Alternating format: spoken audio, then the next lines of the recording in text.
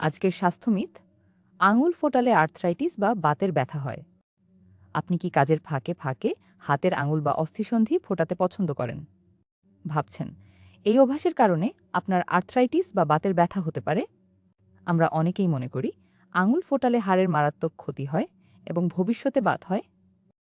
কিন্তু বিশেষজ্ঞরা বলছেন আঙুল ফোটানোর সাথে আর্থ্রাইটিস বা বাতের ব্যথার আসলে কোনো সম্পর্ক নেই। আপনি কি জানেন আঙুল ফোটানোর সময় যে শব্দ হয় তা আসলে হাড় ভাঙার শব্দ নয়?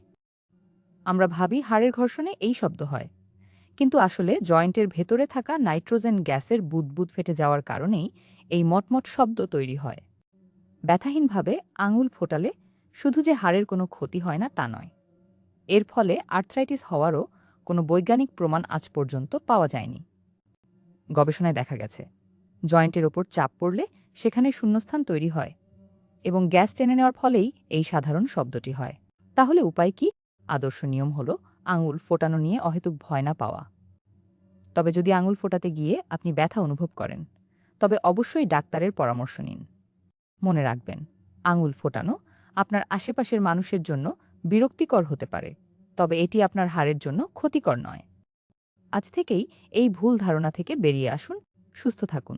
এরকম স্বাস্থ্য বিষয়ক ভিডিও নিয়মিত পেতে ফলো দিন। ধন্যবাদ।